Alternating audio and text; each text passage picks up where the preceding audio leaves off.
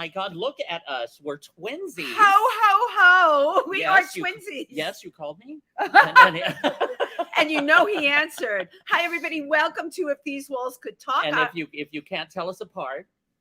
We were separated at birth. Yes. I'm Wendy Stuart. And I am Tym Moss. Yeah, we're so happy to be here with you today. And I took these earrings right off my Christmas tree, right onto my ear. I was in an event here at PANGEA last night. Kobe Code does an amazing show here once a month called Nouveau Riche. The talent was blow away. And I wore these earrings last night.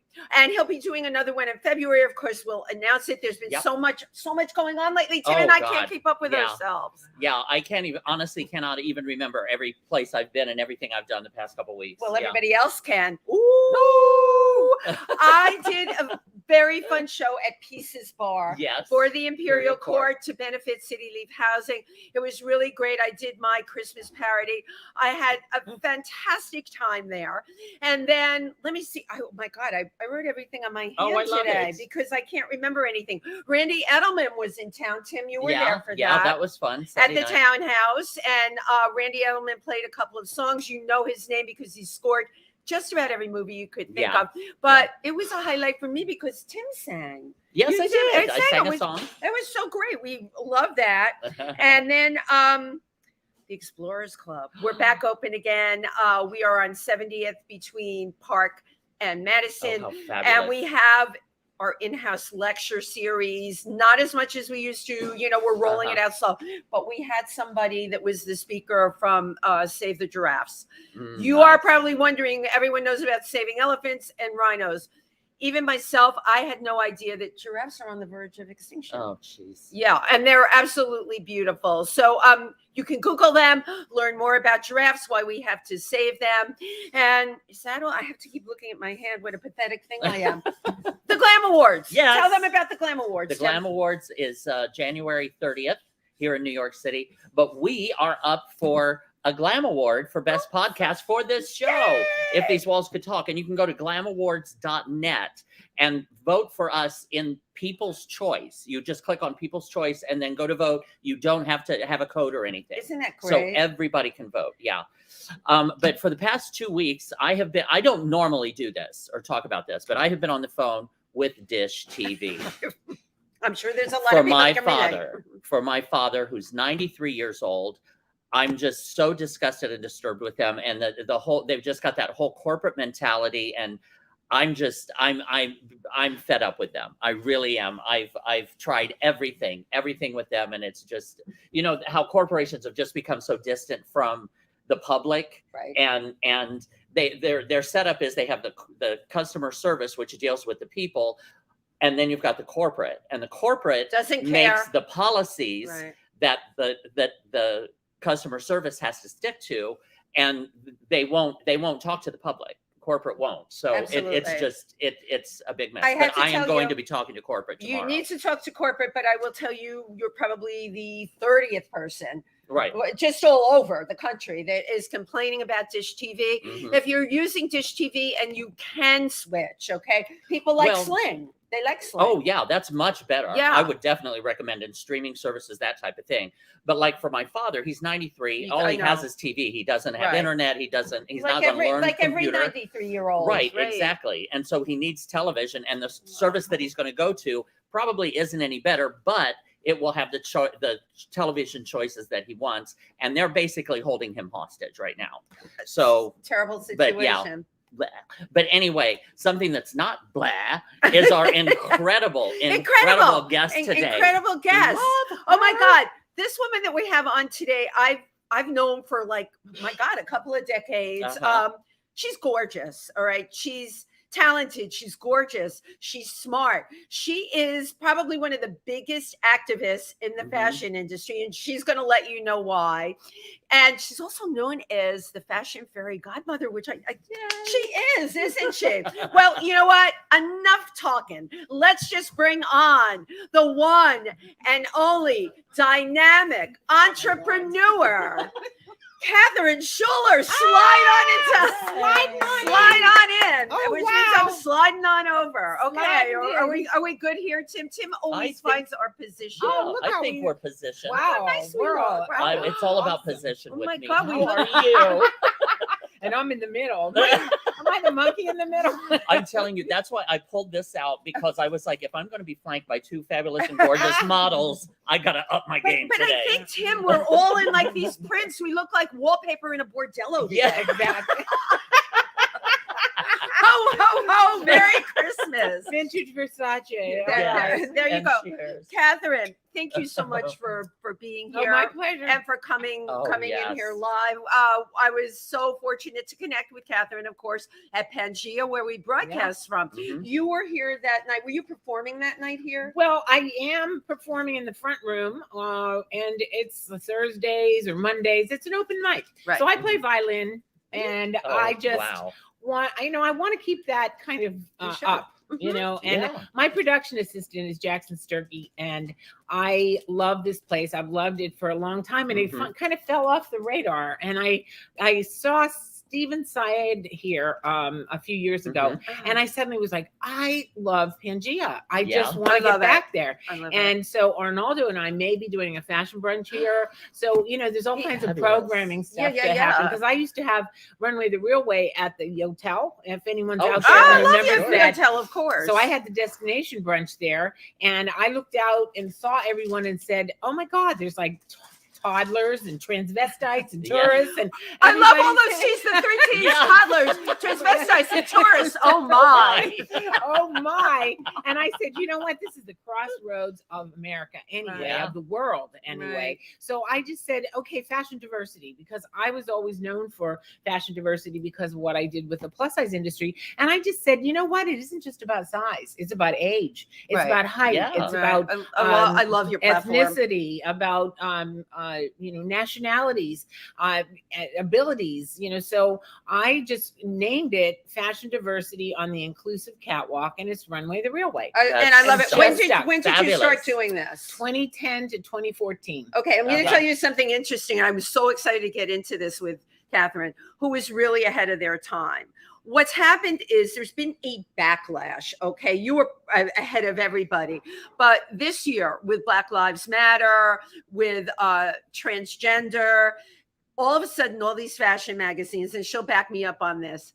I open up Harper's Bazaar. All right, so they had gone to the other end. Not only was every single model was Everything, yeah. black, they weren't models. Yeah. I'm like, what? Wow. Yeah. What's happened is corporate has really sold out. And I think what happened was the internet with Instagram and Right. Facebook, Everyone's a Oh, model. jeez. everyone's a model. Yeah, and right. they also, I mean, if they can, there's a model who I really respect because she is 5'5", a size 26, and she's all tattoos. Oh, I know who And- that is. Yeah, Would you Tess remember Holliday. her name? Yeah, Tess Holiday. Yeah. And I thought, wow, she's got an entity called F Your Beauty Standards. Right. She had about 699,000 followers Wow. when I first got to know her. She's up to over 1 million. But she has Wow. a clothing line. She got signed by Milk. Right. So She's it- beautiful and though. she's She beautiful. looks like a she model. does look like a model, but in terms of all the other standards that you and I were tortured about, torture. we weren't allowed to be ourselves. And I think the internet has opened up the aspect of visual Yeah. differentiation. I So love you're that. used And to diversity. looking Uh-huh. at somebody who doesn't look like a standard size. And that's good and bad because everyone now thinks they can model. Right. And the standards have lowered, and I can't get it, Absolutely. you know, and you can't get paid like we used to Right. get paid. And the piece of Right. my pie has been eaten into. Exactly. Uh-huh. I mean, Exactly. Right. we know each other from the 70s. I Yeah. can't believe Well, it. I know. you were I mentioning started you were modeling one. mentioning the standards Mhm. that now when you first started in the 70s and the 80s, I would really like to hear about Oh, God. just because it just seemed we were coming out of the years of Twiggy Yes. and which was and She was my nemesis. I could never get and skinny enough. they and had skinny- a yeah. specific standard that they made these young girls Yeah. and Boy a lot body. of times like Boy body. 12 Yeah, and 15 Right. years old. Androgynous, whatever. Right. Androgynous boy Then it body. morphed into heroin chic. Yeah. But in those days, because it was the 60s, everyone was mod and you could see through your thighs. And yeah, you had to have it. No, I remember this. This is so bizarre. I knew these models that there was a doctor in New York, Dr. Schwartz. I know because I went to him. I could never get skinny enough. But you had to have, what was the measurement between the thighs, the space? Yeah. Had to measure. Tim, it was like this much space between like your thighs couldn't rub. And yeah. So let me just add, Yeah. were both of you trying your damnedest to get this skinny? Yeah. You would try everything. You would said, starve yeah. yourself. You would. I don't have that kind of body. Like Wow. in the 70s, I first came here. I brought my boyfriend. I'm from Pittsburgh. And- Pittsburgh, PA. And my boyfriend was the best drummer in Pittsburgh. So probably in 1972, we schemed a way to get to New York because I wanted him to get into a band.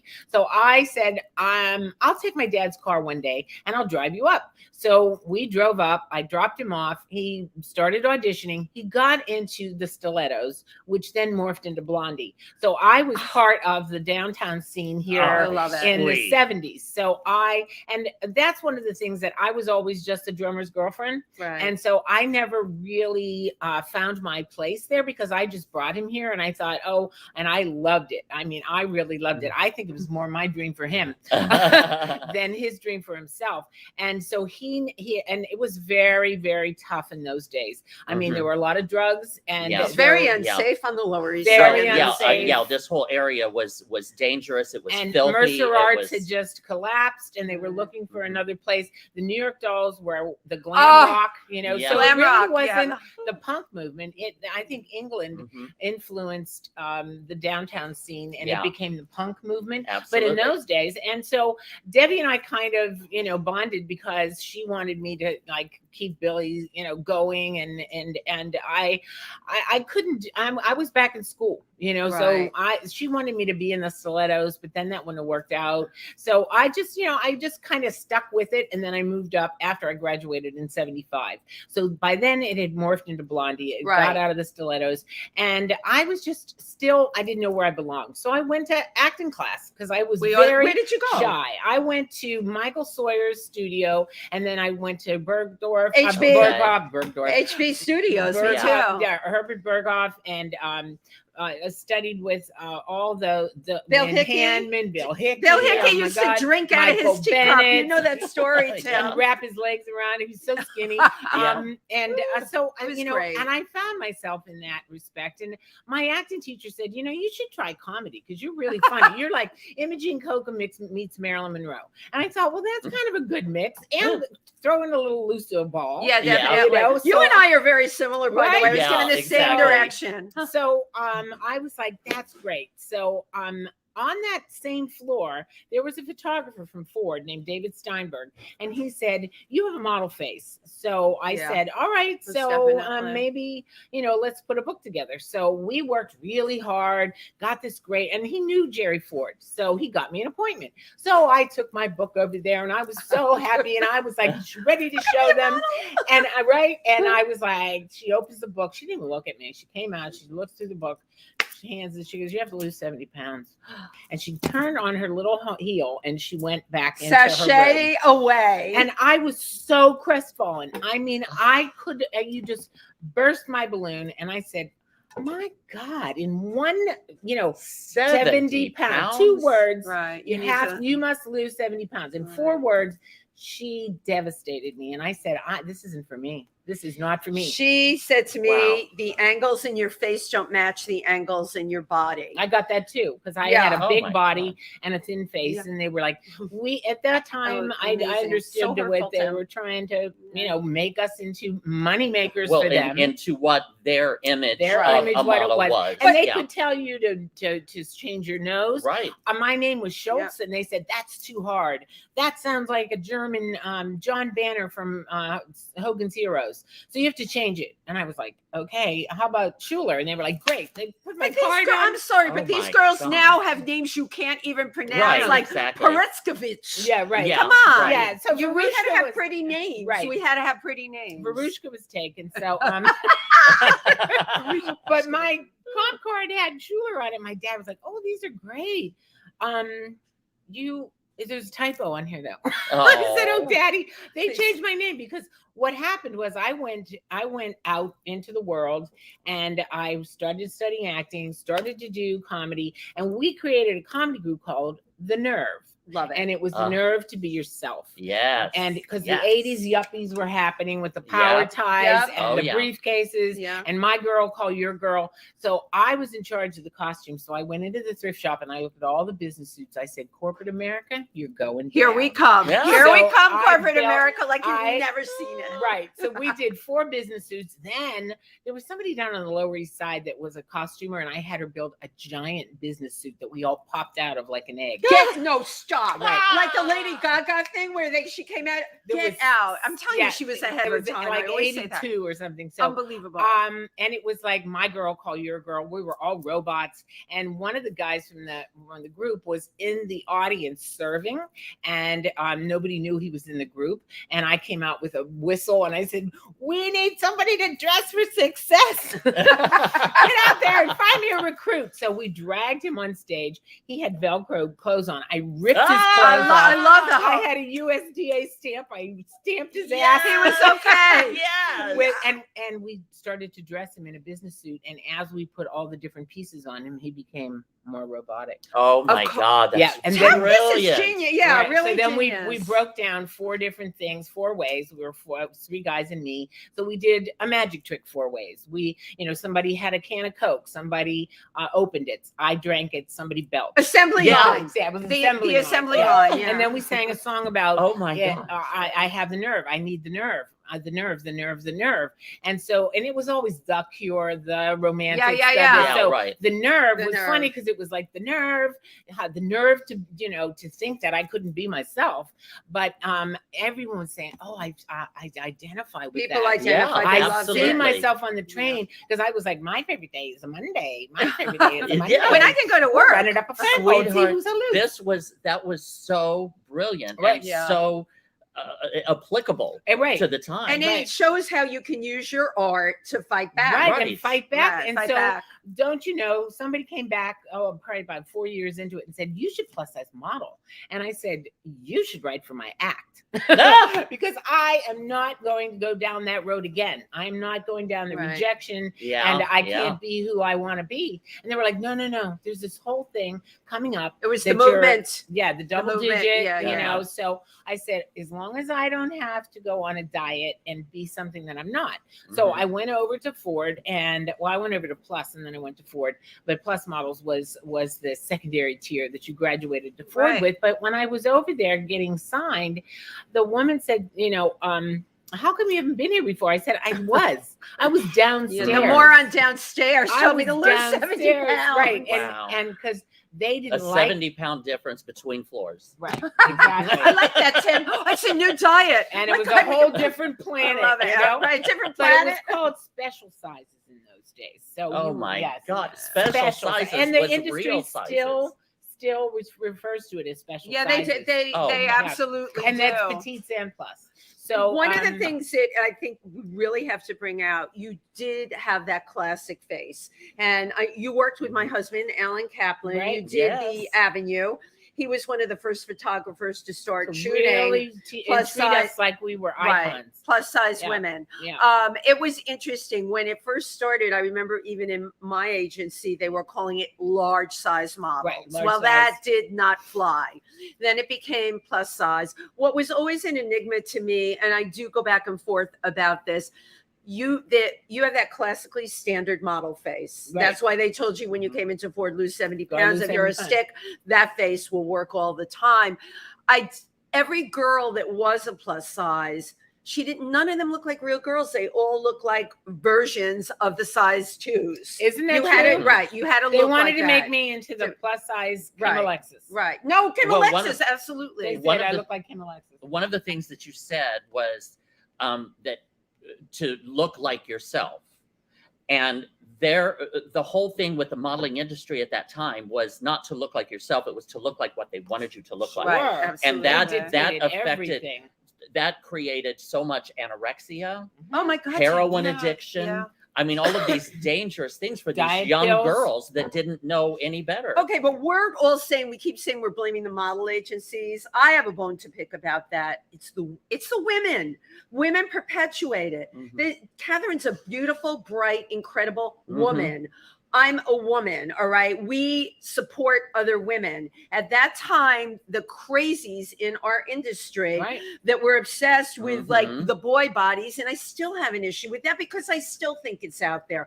I don't want to see a garment on a kid that's 12 years old with a boy body. What does that got to do with me? And like a magazine like Harper's Bazaar, it should be for my age group, you and I. Right. But do you want to see it on a child's body? And that's still Not going at on. all. And the women, the women perpetuate And the good thing is, well, I used to do runway shows. Fired up. Yeah, right? Go. I used to do runway shows, and I was the only plus size model on the runway. So when I got Token. out I there, call that the token. Right. When I got out there, I was getting standing ovations. I was going to say. People pumping their fists in the air, and the girls backstage were going, "What were you doing out there? Cartwheels?" And I was like, "No, I'm being myself." They just saw themselves for the first time. I was just going to say, because they could, you represented everyone, more women than what those little stick figures do. Exactly. But the point is, there was one of you and the rest of them. Thank you. And really, to this day, I'm sorry, we still have not come that far. There's a very famous plus size model now. What is her name? You know, Ashley Graham. There's Ashley Graham, and there's one other one, you know, that you see all the time, and they are in the runway shows. What the hell happened to everybody else? Where's the real girl bodies? I'm a real girl body. Right. And that's an 810. That's an 810. Right. So that's a wasteland, no pun intended. Yeah. But because you're not at 2-4 or you're not at 14-16, because we all had to be size 14. I'm not a wasteland. You're a real woman. You've got curves. Right. And some meat on your bones, and they don't know what to do with you. Because that size 8 was usually the fit model type. You know, but you didn't see that on the runway. You saw either super skinny or like a size 14. But we couldn't be anything more than a 14. I mean, we got measured. My 43-inch hip had to be a 43-inch hip because that was based on the sample sizes, and that's the way the industry works. So you had to maintain. I'm a fit model, right? I have to maintain, but I have to. Oh, this is all coming out today, Catherine. Bring it's it. deep in me. Bring it. I'm flinging it. You know, when a client now at my agency, if a client wants to measure you when you're coming up there to do a booking for them, they have to let the agency know ahead of time. They just can't come at you with the tape measure anymore. And I do like that because let's just say you're out at PANGEA the night before, you had too much to eat, 2 pieces of birthday cake and 2 cocktails. You're going to measure a little bigger. So at least this way it gives you, but you know what? I still hate being measured. It's like bullshit. When I work with my clients, I am the average American 8. I don't fit it to Wendy's body. I fit it. I'm smart enough to know how the fabric's going to drape, and you understand this, that it shouldn't be fit to me. It should be based on my feedback, the way it looks on me, and my comments on how it should be tweaked. That's just my opinion. Right. And I mean, that's the fit industry. Right. And you know, that's a real woman. Those are going to be worn by real people. So they need to know there's, you know, movability, wearability. Would you buy it? Is it scratchy? Is it, you know, what do we need to change about it? Because that's what a lot of fit models go and get pattern and draping classes at FIT. Because they can really inform the people and now there's so much fast fashion that making those thousands and thousands of units that are only going to wind up in sample sales and landfills are, you know. Wait, you go. We need to backtrack. I love that. Sample sales and landfill. That's the title of your book. Oh my God. No, that is like so genius. You heard it right here. Catherine Schuller said it. She owns it. Okay, she owns it. That's freaking TM under that. Right. But it's true because now I've not only I've had diversity, inclusivity. Right. Now with my event production business, it's accessibility because the industry became so exclusive. You couldn't get into the shows. Right. It used to be you'd show up at the tents and say, hi, you know, I'm an FIT or I'm a model and here's a little, you know, you can SRO it. But now you have to have a QR code and all that, and it's so exclusive, and it's so influencers, and it's just really, it's not buyers, and it's not the press. It's that's what celebrities I mean. in the front row. Get the point of it. Right. Well, it's the new velvet rope. It's like studio. This is the new velvet rope. The QR code is the new velvet rope. My God, we're really coming up with these great sayings. Right. We're like Soundbite Central here. Oh my God. But the thing is I want to do now, I added sustainability into my whole mix. So I want to do for Mother Nature what I did for the plus. I love it. Yeah. So that's the new trend is, what you can do for the planet and for the climate, because we have 10 years, people, sustainable development goals. So I've been working more with sustainability and trying to tell the manufacturers about shape. And 58% of all the garments that are returned are because of fit. And there's no real standard in this in the world. Well, I can tell you what's happened in the fit industry. They hire girls like me. I have 30 years fit experience. Right. And it doesn't matter if you sell to younger customers or older customers. I can tell you how to make your clothes fit. Right. I go up on jobs and they have me put a sample on and I give them my expertise. Right. And the feedback. What my agency has told me, sometimes, Wendy, they don't want all that feedback. They want a girl. The girl, they ask for the girl, the body, the body to stand there with the thing on and say, it's too tight or it's okay. Where Wendy will say, well, the neckline is showing an inch too much cleavage. Let's raise it. Your cross shoulder needs to be 15 and a half Give me that sloper. Inches. Give me that sloper. Your sleeve length, 23 and a half inches. Right. I know those numbers. And you brought up sustainability. You know how fabric reacts. I do too. We had to. Right. They don't care about that. They don't care. You're saying this stuff doesn't fit. It ends up in landfill. Yeah, they need to, because they have to do their homework. And that's what happened when the industry started changing to be more accepting of plus. They were all over the map with that. They didn't know what a 14 was. 14W. What does a W mean? Wide? Yeah. No, it stands for woman. And it's 2 inches different fit everywhere. 2 inches proportional. That's important, that 2 inches. And that's important. And a 14W is an 18 straight size. So I tell people if they want to get into plus sizes, maybe do a few extended sizes so that then you can capture those people who don't want to go into the plus size department kicking and screaming, but will stay in the Missy department. But a 14W is an 18 straight size. And they were like, okay, good, we can do that. Because I went up to Donna Karan when she was just starting out and she was only going up to size 12. And I wrote a pamphlet called Lipstick Always Fits, because I would go into a department store and say, do you have anything in a size 14? And they were like, no. And I was like, okay, I got the money here. So what are we doing, people? So I went to a luncheon and I saw Donna Karan and I said, you should really do plus sizes. You should really consider doing plus sizes. And she said, I do. I go up to a 14. And I was like, and then she opened all those little boutiques over in Hong Kong. She would rather see her clothes on a small Asian, petite woman than bastardize her brand by putting it on to plus size women. Brand bastardization. God damn it. We need a glossary for today. I know, but you really are hitting the nail on the head. Absolutely. And they don't want to see it. And then when the internet hit, they took all the departments out. Saks closed Salon Z. Salon Z. I opened it with Pauline Trigère, with David Dart, with Givenchy. Remember David Dart? Yes. Wow, what happened to David Dart? Right. I mean, Tadashi, all those great brands. And they thought that we were going to have that same kind of spending power. But the best boutique was the Forgotten Woman. Nancy Radman. Oh my God. Knew what the heck she was doing. Yes. She was a go-getter. Yeah. She had this beautiful store on Rockefeller Center. I remember the store. I was like, Roseanne Barr was in there. Everybody was in there buying, and it was a salad days for that. And she would go to Givenchy, she would go to Oscar de la Renta and say, make me 100 garments. And they would turn the machines on for her because she had 22 stores. So she had enough orders to validate that, and that was the best time in the industry. It was the best time. But I still have garments from those days that I wear. Right, but okay, talk about cost per wearing. Let's think about what's going on now. Why did this all come to a crashing halt? You're the expert. I want to hear it from your Yeah, I mean, there's a lot of different factors. Yeah, I would I imagine. think, yeah, and I think the internet is a blessing and a curse. Yeah, I yeah. agree. Because I think it has given us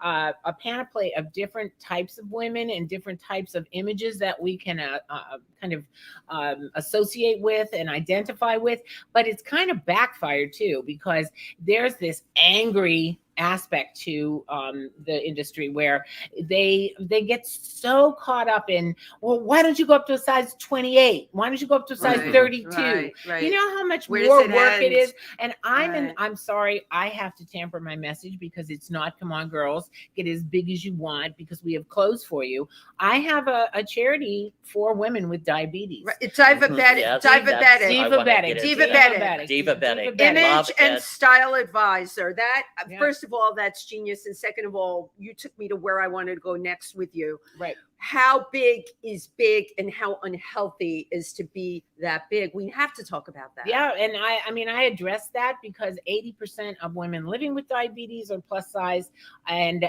that was a good. I tried to do eating disorders, but I didn't have sympathy for the anorexic population. Mhm. I have to admit that. I admit it. I Well, they- said it, but I was just like, please eat, just eat.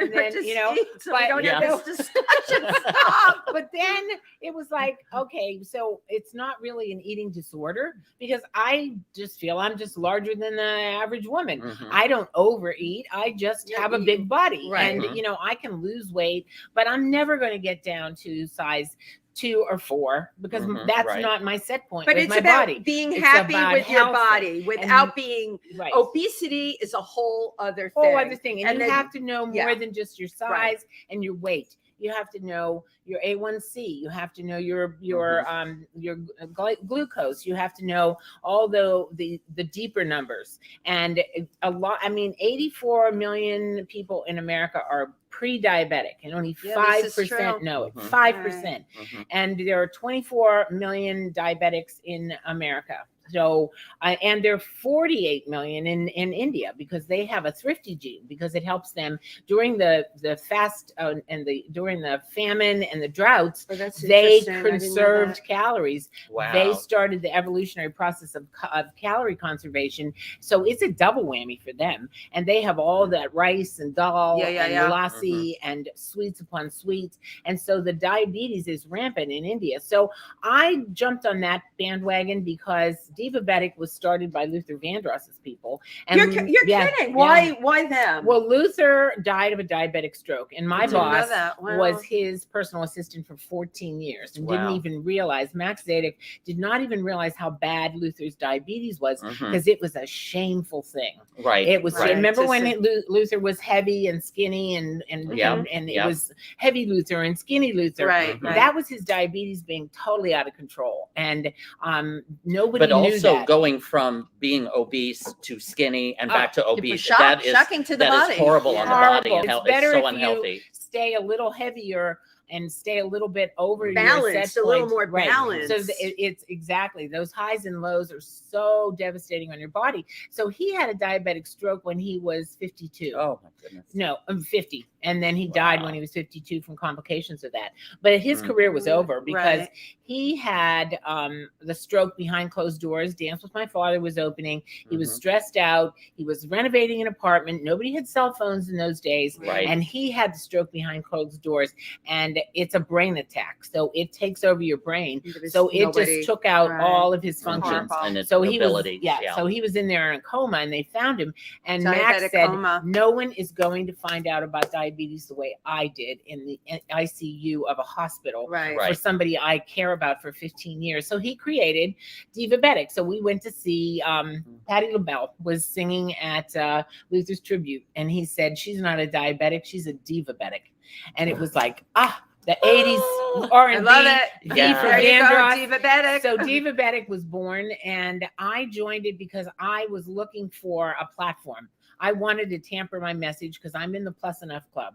And a lot of people get hate mail and whatever, but I'm informed about it. I think Right. the hate stuff comes up when I'm fine. Yeah. Well, I was going to say that comes from insecurity. Right. What kinds of things do they write? Do they attack you? Yeah, no, they don't attack me because I hit them back with those kind of facts. Right. I said, you can be a size 26 at age 26 now, but let me tell you, when you're my age, your knees are going to give out, your back's going to give out, your pancreas your is going to give out. all of it. Your I organs. want to stay active. I want to be on a podcast, a wonderful podcast like this. I want to go around the city. I want to stay out till 3 o'clock in the morning like I did last night and not pay for it the next day. Right. Me too. So I have to stay healthy. So, had to adjust to a healthier lifestyle. So it's all a choice. How do you get that message though? Because you mentioned getting hate mail. How do you get people to accept that message? You go to any mall in this country, and you know this, Tim, where you're from in the country, the heartland. Yeah. People are obese. Yeah. How do you get them to accept what you're saying and to change? Right. You're right. They're going to die early. We do an event called Make Over Your Diabetes. And I don't care Tell us about that event. What kind of woman you are. You love fashion, you love makeup, and you love hair. Even if you're running around in a t-shirt, if somebody makes you over and does something to you. So we have a beauty bar. We have a hair salon. We have safe manicures and pedicures. We have how to eat well, how to exercise well. It's called it's a makeover maze. So you go through the maze. I love that. Oh my God, you learn about Glam More Fearless from me, and that's fashion and how fashion is a motivating force. Then you go to Grab Green and Go, and that's nutrition. And I have Aida Romaine, who's this drag queen who says, what is her name? Aida Romaine. Aida Romaine. So she's this giant drag queen, and my students at FIT designed the outfit. She has lettuce heads on her bustier and a tiara that says Aida Romaine, and she's like, I eat a remain, you eat a remain, we all eat a remain together. So Aida is the mascot for Grab Green and Go. Jackson Sturkey, who we saw performing last night, created the Grab Green and Go song for her. So she sings Grab Green and Go. And then you go to Twist and Shout, which is exercise. Of course. And, so we get everybody up on their feet and moving. And you only have to do 30 minutes of exercise a day to impact your diabetes 58%. I was just going to say, I would care to theorize that most people who are in this situation don't know how simple it could be to change their direction and their health. Right. And it's just a matter of choice and being a better eater, not a perfect eater. You don't have to just make this change and make that change and do that. How do you get your program out there then? To Tim's point, that's a good point. How do you get it out there? So I did a program called Curventures, and I love these. I'm gonna have her name things for me. I'm a titler. I should have worked on Madison Avenue. I swear to God. Titler. I love that. So we created this program, and I said to Max, I'll give you a boost, because I had met him at a pageant, and I said, I want to work with Divabetic somehow. So don't you know, we got discovered by Novo Nordisk, which is a big insulin pharmaceutical. Oh, yeah, of course. We got $2.5 million worth of funding right then and there for 6 years. So we took the Make Over Your Diabetes around the country, and we did a broomstick bash for Halloween. We do the Easter parade, anything that's candy centric, or, how to candy centric. Right. All those sugar. I mean, sugar is the biggest addiction in the country. Sugar is the biggest addiction. And once you know that they have you with a gun to your head, you can unplug the matrix and say, you're not doing that to me. Right. And this is how you do it, because you don't stay addicted. And you can't, I'm sorry, corporate America cannot have my palate. Remember what I did with the comedy group? There you go. Not have my health.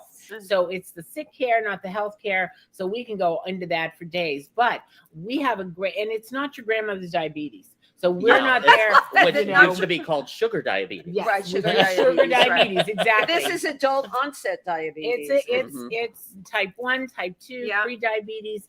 It's for people living with, affected by, or at risk of diabetes. And that's everyone. We should all eat like we're going to get diabetes. And also the other thing with diabetes is that it's the silent killer. I mean, you can have it and not even know it. Oh, yeah. Not even realize. Oh, yeah. And it can go unchecked. And then all of a sudden, you have a stroke. Right. And, so also I had a stroke 10 years ago, 11 years Get ago. out. Yeah. Get out. But it wasn't from diabetes. It was because I had a hole in my heart, and it just I was had just driven down to do a Divabetic event, and I had DVT in my leg, and it went through the holes in my heart. Oh my And I got God. it straight. Yeah. So I had to learn to walk again. So Oh I my started goodness. to do programs on that. I did the Go Red because I had holes in my heart. So Was this a genetic thing that you just? it was all you genetic. just- I was no a one ever trifecta. picked. Nobody ever picked Nope. this up I before. had a factor Wow. 5 light and clot, and I had a factor 5 light, and then I had a clotting gene. I mean, Oh, it was like I was a goodness. trifecta waiting to To thank implode, God right. I was on my way to a Divabetic event, the final Ironic. Divabetic event Ironic. on World Diabetes Day when I had my stroke. So I have the story of all stories. I mean, I'm like the poster child Yeah, for you're Divabetic it now. really is. So that's what I do, and we go around and do programming, and we had a wonderful 6 years. The big pharma is they're not really interested in eradicating curing. why Right. would they want to It's eradicate their bread it? and It's butter. their No, bread- that would I not have a be- it would question not for be you, being that you profitable. brought that up, and the profitability of the big pharma. How much of people getting diabetic is connected, do you think, to their economic group? That's a good question, because we Mm. do a lot of work with Fast the food African and- American fast food. community, the Hispanic community, and that's why we educate in those communities, because Right. it seems like that's the food desert. You know, you've Yeah, heard right. about the food desert. So that gives me a whole nother aspect of cause that I can How do work you with. get around the fact that if you go into a lot of those neighborhoods, and this includes up at 125th Street, Yeah. one Well, fast food, I'm up at 172nd. right? Yeah, You it's see all it. You fast food. certainly Yeah. see it up by Oh, yeah. by you. Yeah. I Heavily can walk. I salted. can go to yeah. a McDonald's the same amount of blocks either direction. Right. There's a Right. McDonald's. That's, to me, that's wrong. Yeah. how do we get It's that genocide. change? It's absolutely genocide, genocide. and I feel groups of people are being targeted. Yeah. Mhm. So Yes, we're smart. absolutely. How do we stop this from happening? And well- Again, it's a corporate America. Right. And Yep. so that's Yep. why the programming is so important that we do. And, you know, we have a podcast, we do makeover events. I So love it. just, you A know, positive, it gets that uh-huh. out there, and people have aha moments. They're like, Oh, I I'm didn't sure. know. I didn't know. But it's not a reason to beat yourself up. You have diabetes. It doesn't have you. Be a Yep. diva about your diabetes. Treat your diabetes like it's something you have. It's a lifestyle disease. It is. Mhm. It So is. never leave the house without doing your makeup, your hair, putting on a great outfit, Right. because there are Never studies do. that exactly. And you know, you probably eat well, you I do. probably get a little exercise in, and more that- than a little. 4 times a week since I'm 27 there years you go. of age, Mhm. one And way or the you other. But I just- work at it. Right, and it becomes a habit. So you know, it takes some time to incorporate all that, but the It's- payoff is huge. Right. The payoff is absolutely. really worth it. So we and you know, everybody loves fashion, and it's like Yeah. tonic water. It just goes with everything, and it Yeah. really lightens it lightens Mhm. the burden of the message, you know, because I'm not there admonishing, you know, take your insulin. Right. Exactly. No, we're like or shaming. shaming. Or shaming, Right. body Exactly. You're shaming, trying no to right. shame, trying blame. to Right. instruct people on how they can Right. make the And changes. so we use a lot of the you know, R&B stuff that Luther did, dancing. love it. Mhm. So there's a whole message there. So it's been a Excellent. great. I was looking for, because the business was so good to me. I wanted to give back, and I Great way. found Divabetic, and I have never looked back. And it just you Love don't throw this. the baby out with the bath. You just add Absolutely. to the bathwater, because after I didn't have my contract renewed at Ford in '93, I went back to school and became an image consultant at Parsons. So I now love this. I became Mhm. an You're image using consultant everything that you Right. are and your I whole agree. entire for plus size background. women. For plus Absolutely. size women, I became a plus size, you know, image consultant. You are watching If These Walls Could Talk with your host, Wendy Stuart and Tym Moss, and our just amazing Amazing. guest who is changing lives in Yes. this world for the better, the fabulous and glorious Catherine Schuller. Yes. Yay! And today is just filled with information about It's- fashion and eating and corporate America and like all the things that Tim I'm and I just- love to I'm discuss. I'm so impressed with you and the Aw. trajectory of your life and just how you continue to serve, Right. almost Yeah. serve mankind Yes. Right. from your experiences in life. Yeah, and I want to be the person I wish I had met when I first moved to New York. I read that you. Yeah, that so that's you my said mantra. that. That's my mantra. And include yourself, because everyone's like, "Oh, Miss Schuller, how'd you do it?" And I said, "I don't know, just show up. Something Yeah. will Just happen. show up. Absolutely. Oh my You God, don't we know what's totally gonna believe happen. that. Yeah, Or that's 90%. the new of it right mantra there. I've learned, and I learned this from the Golden Caves. They said so many things. They're like you. They have all these sayings. All right. All you care about is the yes. You just ignore the no. Yeah. And that I have found to be so true. You just want to surround yourself with the yes and don't deal with the no. Exactly. And that is the God's honest And truth. Now, positivity. with everything we've talked about, I know you're now addressing that gender neutral wear, Mhm. more I love and it. Yeah. fashion Yeah. fluidity. One of the things that has bothered me about the way the fashion industry has handled transgender, I think it was like 4 or 5 years ago, Barney's did a whole campaign, maybe it was 6 years Mhm. ago. They're the most gorgeous transgender couples in it. Mhm. And they completely romanticized and glorified. And everybody, of course, was gorgeous, modelly looking. They all look fabulous in the clothes. It pissed me off. I'll tell you Mhm. why. I knew people that were transitioning, and it was tough. And Yes, they were, right. Barney's was just on, I felt like, again, objectivity. Look at us. Right, We're look at diverse. It's look at fantasy. Thank you. Look at Yeah. how cool we are. Yeah. We're embracing the transgender community. There's got to be a better way to do that. So I want to talk to you about your gender neutral wear. Yeah, that's part of the diversity that I feel like, fashion is for everyone. And there are, and the thing is with the objectification of fashion, it got to be too sexy for a while. And Mhm. I really love the fact that the gender neutral had that very elegant and very across the board kind of appeal. Beautiful So- fabrics, beautiful draping. Right. I agree. So that appealed to me. And then I started to say, there are people transitioning, and it's not just about drag, because I feel sometimes the drag thing can be a little, it's a little prejudicial. I think, that whole thing about drag and in almost like trashy, trampy Mhm. kind of thing. Right. It is, but again, funny, that's something but- I know a lot about, Right. and it's totally different Yeah. than transitioning. But and anyone- But comes out drag, of that, drag, yes, but they're in the same vein. But And a lot of drag is glam- it's very popular now. yeah, right. It's become Yeah. very popular. Right, because of RuPaul's Whereas- Drag Because Race. of Right. RuPaul, Right. yeah. Whereas He came out of the 80s trans here downtown. whereas trans is an identity. yeah, Yeah, exactly, It's you not know. a sexual thing. It's a Right. gender. And many of my identity. transgender friends, especially the ones that transitioned over 50, they don't like drag even a little bit Yeah. now. And I Yeah. defend it because I think drag Yeah. is an incredible creative Art form. It Yeah. really is. And I love the humor. I love the costuming, the clothing, and everything. It is a totally different thing Mhm. than transgender. Now And I And should society doesn't get that. right now. I need to introduce you to, or do you know Rob Smith from Yeah. the Fluid Fluid Project? Project, Okay, yeah. I was going to say you need Yep. to know him. Yeah. Yep, because I I love him. I do the Dean's Forum at FIT. So every year they have a different topic: adaptive clothing, plus sizes, the business of fashion is fluid.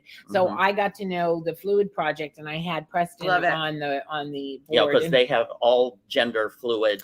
Right, and I, Gender fluid clothing. I love a lot of the gender fluid stuff it looks really great on many different types. As of it should. Yes. really As, great. as it should, right? Petites, older, and that's what I love is like all ages, sizes, The shapes, versatility. genders, heights, Everybody can ethnicity. feel good. Yeah. Dressing Exactly. up. So- Diversatility. Right, and Oh my God, being next to her. It's happening.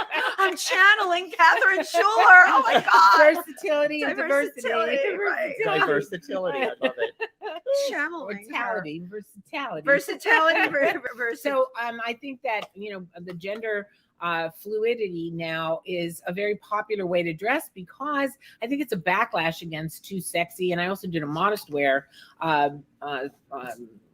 panel for Dean's Forum, and modest wear is another. It comes from like Muslim, but it's not, because it's a choice that you don't want to overexpose your body, and you don't have to modest have wear. burqas and veils, Right. but it's just you don't have every body part hanging out. I work Because with the it- religious community. Mhm, See that neck drop on your garment? mhm. All of the neck drops that I make for them is that neck drop. That's Yeah, as opposed probably to yours. oh, forget about mine, but Yeah. that neck drop, like for somebody that is not religious, they would, Mhm. I'm just going to touch you for a minute. Mhm. It would Mhm. come down like that. It might be 3.5 inches. Right. That's a higher neckline. And I have to come in closer here. And I have to have the arm Arms coverage. coverage. And the way, and often we reinterpret Chanel, but I have to reinterpret it for Yes. the religious community. But they love the Spot fashion. on. They Yeah, love they the right, but fashion spot aspect on, of it. right? Yeah. Mhm. It's not just burkas and Right. muumuus and throw a sheet on. Right, It's right. really Designer. fashionable. Yeah, And take a it's- Chanel and make it modest. And it's a $476 million Yeah, business. girl, you hit the Mhm. nail on the It's head with $1 billion that. business. It's like ridiculous. And so that's what I think is very interesting, because I'm combining all the modest wear with the gender fluidity, So and this. This is just providing a I- platform for people to look good no I- matter what their I love persuasion the is. creative imagination that you have, and being able to take these negative things and Right. make them positive. Mhm. Right. Come out with Right. something positive and a good and something that will help people. Right. Now we have a few. Oh, we have some we love we comments. have some comments Thank you, from everybody. people watching. Oh, We love the good comments. Look at, we're stirring up the Joe pot. Preston says, "Bravo, you all look amazing." Thank you, Joe. That's all that Oh really my matters. God. There's Lori Kaplan. Lori You Kaplan. Lori's You know a bra Lori. fitter. She Oh. is. She is. Bra You are fitter. the what fairy godmother? What are Mhm, you? mhm. Fashion fairy godmother. Fashion fairy Yeah, godmother. let's talk She about what is- Lori does. I She love is it. the fairy bra mother or fairy She is. godmother For- Oh, for I bra like the tenders. fairy Fairy bra bra mother. mother. She does Yes. bra tenders. Yes, bra Oh, tenders. bra tenders. I Yes, love she you, owns. Lori. Love you, Lori's Lori. Oh, you've wonderful. been doing that for a long Yeah. time, girl. And Richard Skipper says, "Bring on Lori Kaplan. She's the expert." Yes, I'm like boss. Yes. Apollo Cabrera says, "Yes." I would Cool. say that shapewear is really good shapewear, good bras. I always tell the plus size women, get a good bra before you go into the store and try anything on, because it makes such a difference. But here's the thing, okay, because I fit bras also. Macy's was the last of the bra departments, okay, where you used to be able to go in there and Get the a women fitting. were experts. Yeah. I did clinics in Macy's on how to fit bras. Nobody's doing that. I mean, Didn't the Lori talent does show- it. Lori Kaplan. Lori does she it. has Right. this natural ability that Yeah. she can, and Lori she does claims it. that like 89 to Or 90% have- of women oh, yeah, have the probably. wrong 86% size bras. of women have the wrong size Mhm. bra. But there's Yeah. not more Lori she can help Kaplans you. out Right. there. Yeah. And you Right. go into Macy's now, and it is like Death Valley days. The ladies that are helping you have no idea. Oh, they'll on be how in to fit. pots and pans one day and the brides the next. I know. Yeah, right. Oh, it's all the same. It's A like pot, a pan, a bra. you're just Yeah. a clerk, just Here's- ringing it up. Yeah, here's a waffle iron. Will that fit? Right, Oh right, no. right. Okay. That was yesterday. I was in the wrong department. Sorry. I got my departments confused. But it's true, because I happens. used to do training in all the department stores, For- Dillard's. yeah, and- yeah, and yeah. I have a company called Runway the Real Way, and I created shape shopping with figure and fit, because you ask a plus size woman what shape she is, she says big. I said, that's a judgment. Yes, It's not a right, shape. right. Right. So the first thing you have to get right is the shape of the garment. So you're shaped a certain way. And I used to have to tell the manufacturers, we're not all blobs. We're not all ovals. Mhm. We are big hourglasses. We're big Same. inverted Yeah, right. triangles. So I took everything I learned in the image department at Parsons and just Yeah, made it a little bigger. Yeah. Love So that. Rolled it out Love there. that. and so shape shopping with figure and fit, I am not only the fashion fairy godmother, but the shape shopping queen. And I believe that good undergarments are the foundation of style. No pun Mhm. intended, but they are truly the Oh, yeah. foundation of style. Yeah. And if you've got a good bra, it's not only better for your health, your back, and the way your garments back, fit. that's right. You know, yeah. So and be it- sure it's not bartenders, it's Bra bra tenders. tenders. And the- Go to bra tenders. Lori Kaplan will help you out. And She where will hook is you bra up. tenders? Let's do a Bra little. tenders is Midtown. It's Okay. like 48th Street in the I can't think of the building that it's in. Oh my god. Midtown go in the to 40s. bratenders.com. Great. Yeah. Yeah. And Little there used to plug. be Town Shop. Let me was just make sure. uptown that they used to do fittings. Town too. Shop used to do. Right. I mean, we've lost so much of that. Yeah. My biggest beef about the internet and I'm sure you're going to agree with me. My daughter buys really beautiful things on the internet for great prices, but for the most part, she buys things that are unstructured, so you can get away with that. But shopping and buying clothes on the internet, you have to buy sometimes 3 sizes. Yeah. And that's bad for the sustainability. So right. You Thank you for them and the carbon footprint that you're creating by having all that transportation. It's a nightmare. So I'm trying to take what I do in the department store, which increased sales by 107% every time I went and did figure and fit, because I have a little wheel. And it's just very, very basic, figure out your bust to your hips, your hips, your waist to your hips, and your bust to your hips.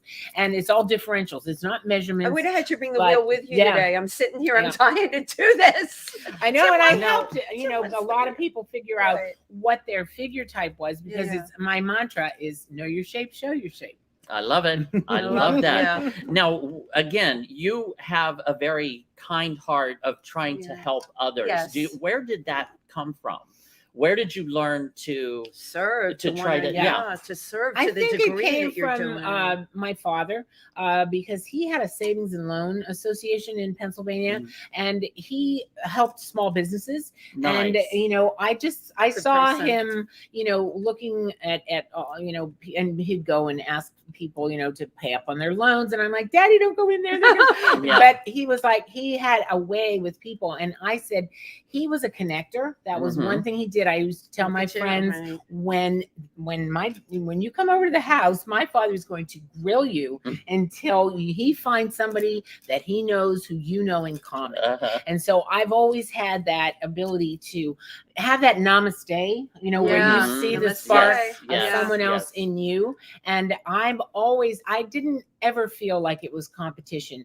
I had my jobs, you had your jobs, and I would just always hire myself. So that's why I wrote my own stuff and got myself out there. And if somebody wasn't hiring me, I had something to do that day. So I wrote a book called The Ultimate Plus Size Modeling Guide, and nobody wanted to take it. So I self-published it. They did a great favor to me. You are so by doing that. Self-motivated and what was that? It was an absolute survival guide for me, because it was your own survival Bible. Because I had Mode magazine, which was the plus size Vogue executed magazine. I remember that. Yeah. So I did Mode on the Road, and I did all the programmings in the department store, and everyone would come up to me and say, I want a plus size model. And I'm like, oh my God. Oh my God.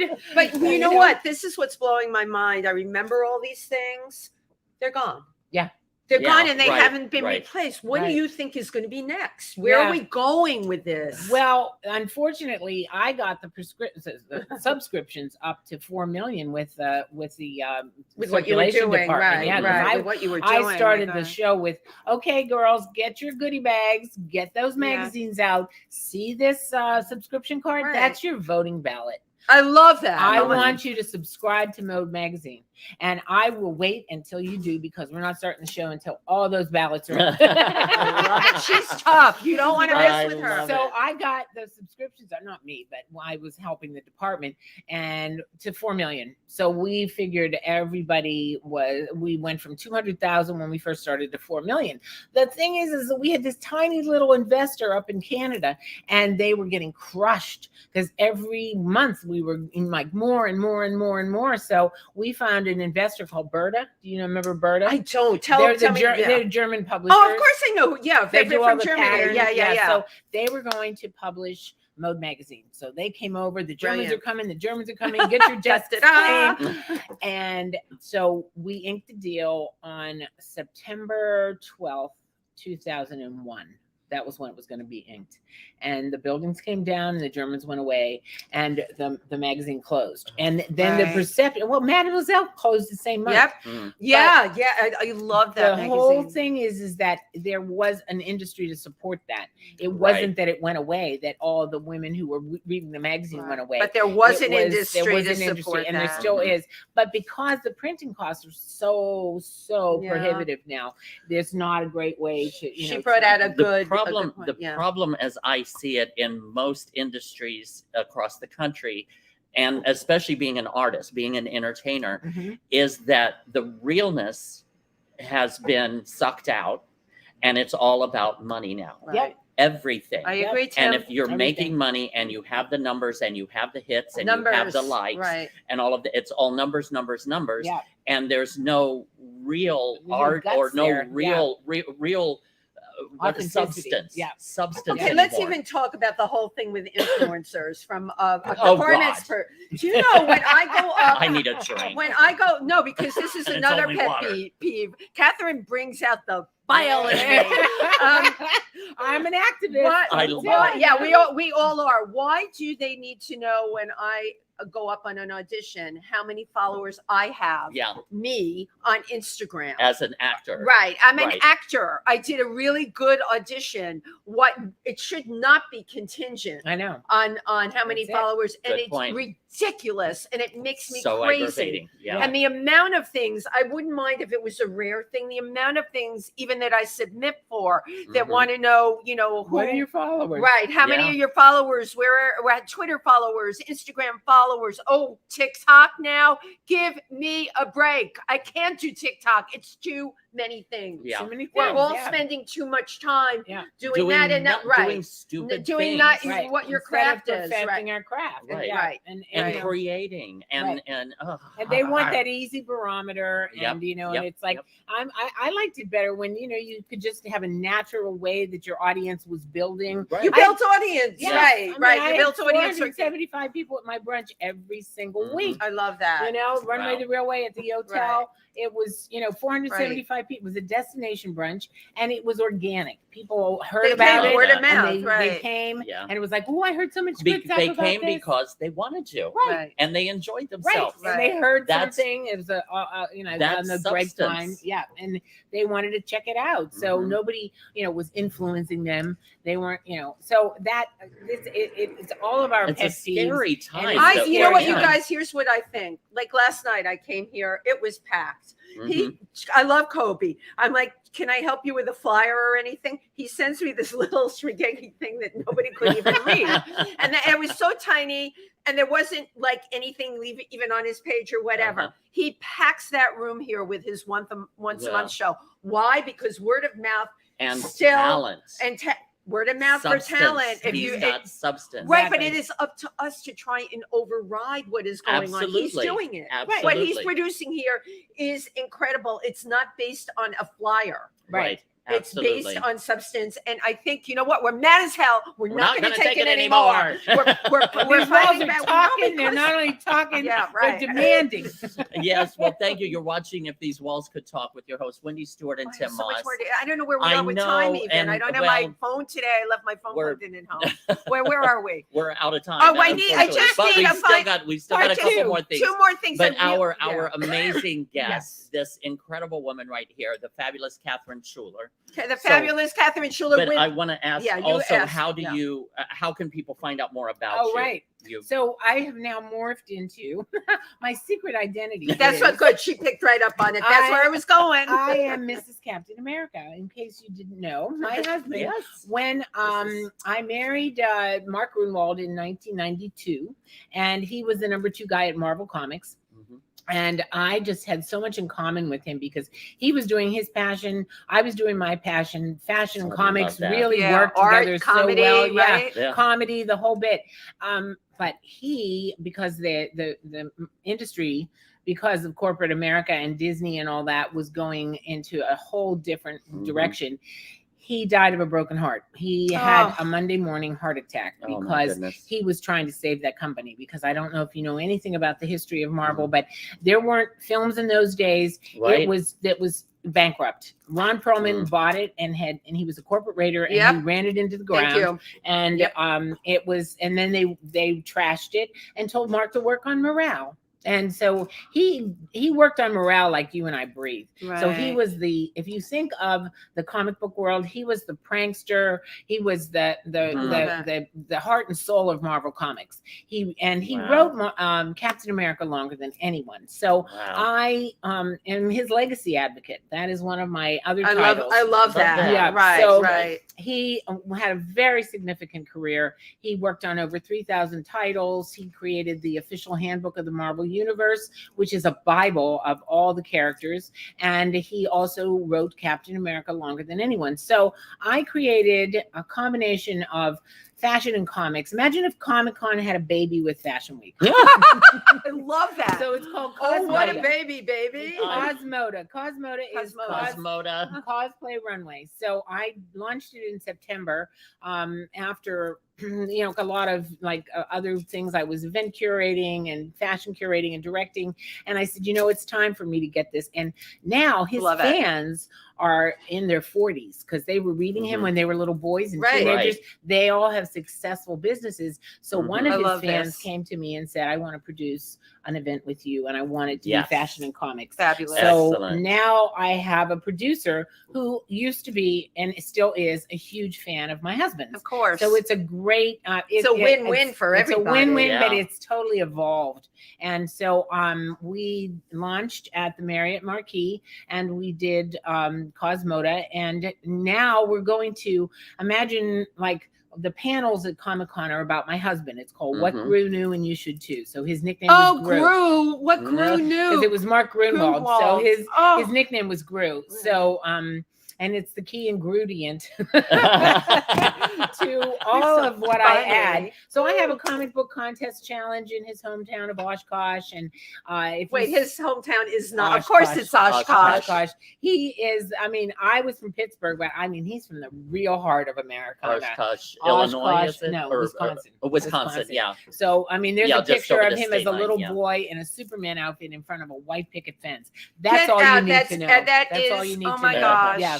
So I do that as an homage to him, and everyone. I mean, the comic cosplay industry, it's anime, it's video games, it's movies now. The movies have really taken over, and everyone wants to walk around those lobbies. And I said, we need a runway. So that's what I created. God, and so it was backstage, and I'm talking to this guy who's Dr. Doom. He's got this beautiful costume, and he's telling me he's nerding out on how much he loves my husband. I said, I'm talking to Dr. Doom here. And so he said to me, Catherine, you did something for me that I was two bucket lists. You got me on a runway out of the lobby and onto the runway, and I booked a commercial right off of the runway for Allied Chemical. 2 bucket list items. So I think that that's really where I'm going to go with that, because I'm going to do Comic-Con, and I'm going to do panels about my husband at Comic-Cons. They have cosplay contests there. The winners get to be in my show. So I do fashion weeks, and CFDA actually started the thing called Connects, and that's kind of what I'm working with is smaller fashion weeks around the United States, and being that cosplay aspect of the it's amazing. So still paying it forward. I've still got a couple. We're going over time, but I've still got a couple other things I want to know. One is when you were younger, just to share a couple of experiences, like maybe one of your favorite modeling experiences and one of your worst. Oh boy, yeah. Well, one of the things we were talking about beforehand is I used to do music videos because my friend worked in MTV, and so there was always some castings or whatever. So I was like, oh, I'm game for that. So I went to do at the Peppermint Lounge. We were talking about the things that have closed in New York. Peppermint Lounge was in Midtown, then it moved down to 17th Street, and it was a big warehouse kind of place. And so we had Beast of Burden. I got cast for the Beast of Burden. So I was Mick Jagger. Mick Jagger, and we don't need no Beast of Burden. And Bette Midler. And Bette Midler. So Alan, who did the rock and roll musical movie, he was part of, and he was directing it, and it was a great, it was a really interesting time because it was about the commercialization of music. And I'm looking at Mick Jagger. He's got this blue jacket with ROCK on the lapel, and I'm like, Mick, what are you wearing? Why you are rock and roll? What are you? Just in case somebody might have missed it. Exactly. I don't know. They just put this on me. I don't know. And so you got a cigarette, right? Or you got a fag. You got a joint. I totally was not his type. Because he talk about boy bodies. He really liked tall and skinny girls. So I was too curvy for him. So we just talked. Jerry Hall was pregnant at that time. At that time, and then my friend, who I kind of was hanging out with was super skinny. And of course, he was trapping her all over her, and I said, "Oh my God, Mick, your wife's uptown pregnant, and you're hitting on Deborah. What Not is going surprising, on here?" Right? It was like, the best part about artists is their art, not who they I are. love that. That's a T-shirt. We're going to make a fortune my here God. selling So those many as T-shirts. T-shirts, right? Yeah, so I, we had to cry. So I was over there going, "You mind me, bastard."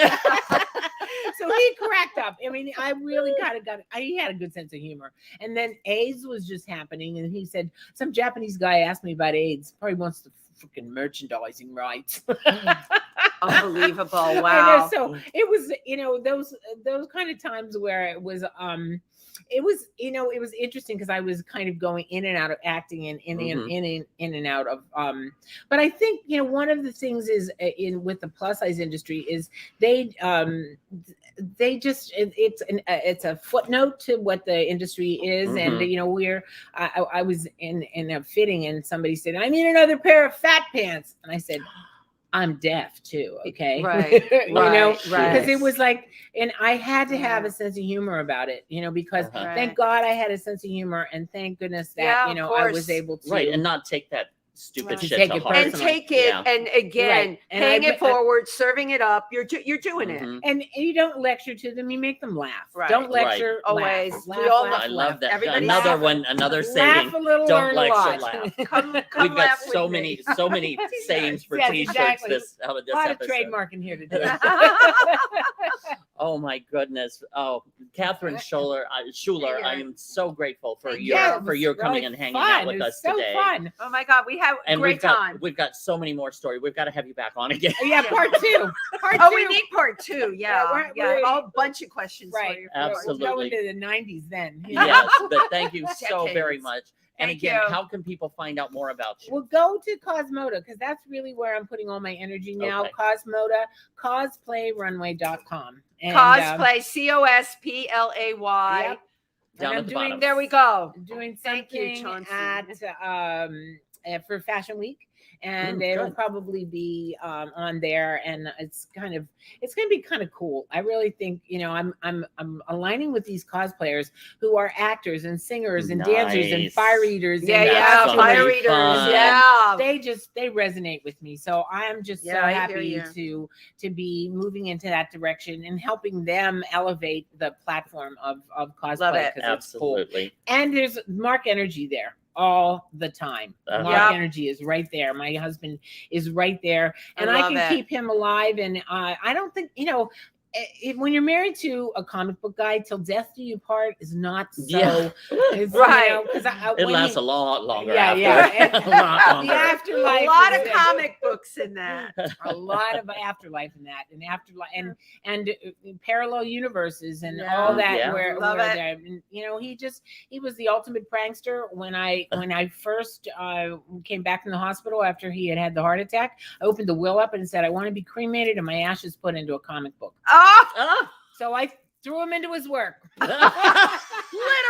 All right. On that note, Catherine, thank you. Catherine Audience, thank Schuller. you for tuning in today. Catherine Schuller, right here. Right Thank here. you so much, Thanks, honey. Thank you. Great show.